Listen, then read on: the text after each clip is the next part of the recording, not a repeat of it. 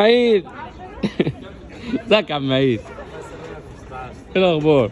الراجل المحترم ده يا جماعه، انا ما شفتش حد هادي زيه كده، هادي هدوء الدنيا كلها. كلم هو ماشي في هدوء ومعايا. ده انا اللي شرفت بيك وبوجودك والله، انبسطت جدا انك جيت معايا، اتمنى تكون انبسطت. لا انبسطت جدا والله بجد والله. والله رحله جميله بصراحه. وقبل ما تبص على الرحله، بص هتطلع مع مين الرحله دي اهم حاجه بصراحة. الله يسعدك يا عم يعني عيد. احنا كلنا مرتاحين نفسيا جدا معاك، والله العظيم ما بقولها مجامله قدامك، يعني لا فعلا مرتاحين نفسيا. ربنا يخليك، اتمنى ما اكونش قصرت معاك في حاجه. اتبسطنا جدا والله. يعني متحمس للي جايه، هتطلع معايا تاني طيب؟ طبعا طبعا، ومحدش يسال على السعر، لان انت لو قارنته باي مكان تاني مش هتلاقي اسعار زي كده بصراحه. الانبساط هيخليك حتى لو هي، يعني انت، يعني انا لما جيت وقلت حتى لو زيت لا ده احنا انبسطنا فوق العاده يعني بصراحه، ما كانش متوقع. والله انت راجل محترم يا عم عيد، والله بسطتني. انا يعني الرحله الاخيره دي كانت عامله لي دروب، ان انا مش عارف، انا بقى ماشي طبيعي مع الناس كلها بتبقى مبسوطه معايا والناس طبيعيه الا الرحله الاخيره.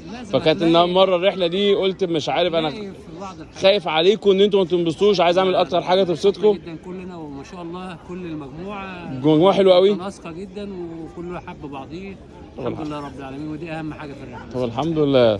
تنصح الناس اهم حاجه يطلع معايا؟ والله. طب الهوستلز بجد مش بجامل، اللي عاوز يطلع مع عادي. حبيبي يا عم عيد والله. طب ايه رايك في الهوستل، تجربه الهوستل بقى؟ جميله جدا جدا، خاصه هنا بصراحه في لشبونه. يعني البرتغال، لشبونه بصراحه جميله قوي، نظيف وحلو جدا، والموقع على البحر بصراحه يعني جميل قوي، والفايبس حلوه والناس حلوه فيه بصراحه متعاونين جدا وكويسين، كل حاجه حلوه.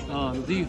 وان شاء الله النهارده كان يوم هيبقى حلو قوي، وهناكل في مطعم حلو قوي ان شاء الله يا رب. ان شاء الله. الرحله يكون لا انا احب الجروب ده يطلع معايا على طول، ان شاء الله يا ربنا يخليك يا عم عيد، ما حرمش منك يا رب. انبسطت جدا والله العظيم، شرف ليا، وربنا يوفقك وتكون في نجاح لنجاح يعني. في وجودك يا ريس، وانا اتشرفت بيك ووجودك. انت حضرتك طول الرحله هادي، والناس كلها بتشكر فيك، ده حقيقه، وفي ظهرك وفي وشك الناس كلها بتشكر فيك. انا اتشرفت بيك ووجودك. لا والله الناس كلها فعلا، الناس كلها محترمه، وحضرتك فعلا محترم جدا وفوق الاحترام، فوق العاده والله، محترم جدا. ربنا يسعدك يا ريس، وان شاء الله نطلع مع تاني وان شاء الله نتبسط لحد نهايه الرحله ان شاء الله. تاني ان شاء الله يا رب اتشرف بيك دايما، هنمشي منك.